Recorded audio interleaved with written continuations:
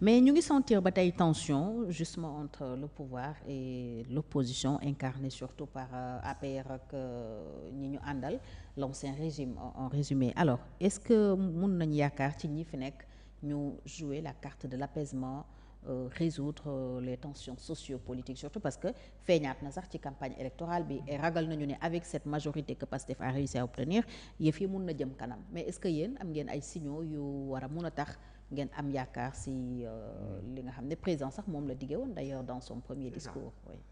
Bon, ça c'est indépendamment de nous en fait. C'est-à-dire que quand tu as une opposition, elle peut être véhémente, radicale, mais ne pas tomber dans la violence, quoi. Bon, maintenant, il faut savoir jouer vraiment de façon très intelligente. Il ne faut pas donner la possibilité aux gens même qui dépassent les lignes jaunes, d'accord, qui dépassent les lignes jaunes, il ne faut pas leur donner la possibilité d'être des martyrs. Parce que moi, j'estime que ce qui s'est passé au Sénégal, cet engouement, cette révolution démocratique, on peut l'appeler comme ça, si le terme est un peu fort, en tout cas, on peut en discuter, il ne faut pas l'entacher. Didier Païnit parce qu'il a dit des phrases de trop, de points pro, etc., etc. Une personne comme moi j'ai vécu la gauche sénégalaise, j'ai vécu la clandestinité.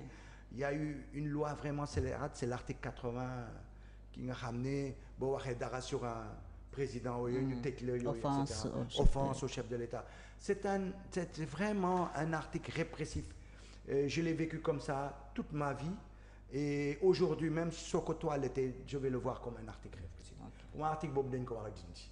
Maintenant, comment protéger ceux qui nous élisent, parce que c'est pas normal qu'on les salisse et tout ça, on doit être assez intelligent pour trouver les formes. Mais cet article, on a un coup de dit. On doit protéger aussi le Premier ministre. Koku c'est une démocratie. Donc, ces gens-là, ils peuvent être violents. C'est malheureux, bien que je ne pense pas que Amadouba soit dans cette dynamique. Hein. Barthélémy Diaz.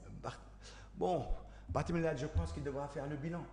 Il devra faire le bilan de sa campagne qui a été catastrophique de ce point de vue-là. D'ailleurs, Bokhole, dans leur sein, il y en a qui critiquent ça. Ouais. Et tu vas voir, les gens de sa coalition pensent que cette campagne a été trop axée sur des règlements de compte. Elle n'a pas été axée sur...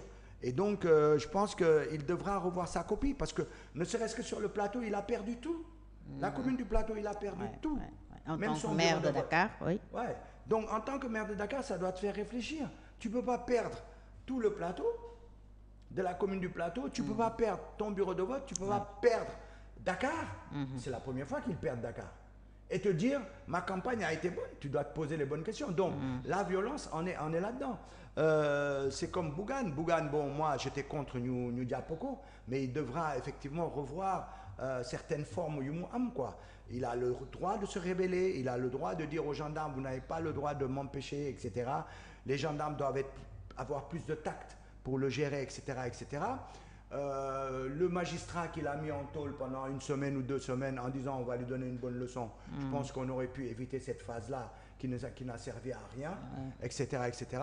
Donc moi j'en appelle un peu à cette forme d'intelligence que même si nous aiguons dans des cas comme ça, nous avons intelligence pour canaliser l'aine et montrer qu'en fait on est un pays où la démocratie est reine, quoi. Les gens peuvent s'exprimer. Tu peux être contre, tu peux être pour, tu peux faire ce que tu veux à ce niveau-là, mais respecter, ne pas être quelqu'un qui veut renverser le pays par une lutte qui dépasse la lutte démocratique normale, etc.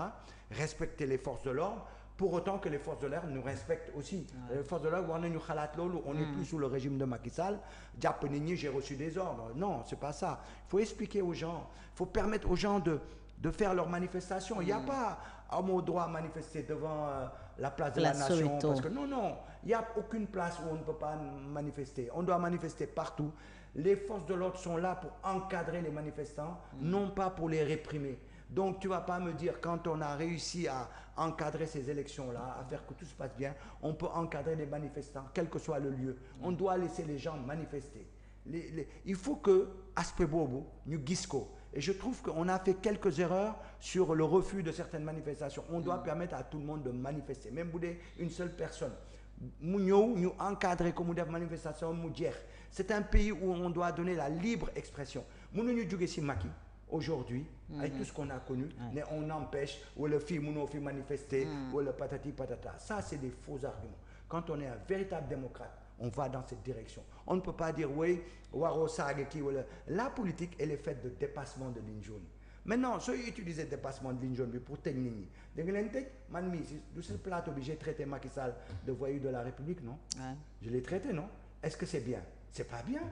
On aurait pu me mettre en prison, non? D'accord? Macky l'a pas fait. Donc aujourd'hui, c'est pas parce qu'on va traiter Sonko de voyou de la République qu'on va le mettre en prison. On va pas nous mettre en prison. Il faut dire, effectivement, il y a des excès dans les langages, emmener les gens à plus. Et d'ailleurs, plus il y a de la confiance dans notre démocratie, moins on s'énerve, moins on est belliqueux. Voilà. Alors, tey ban rôle F24 nar a joué justement ci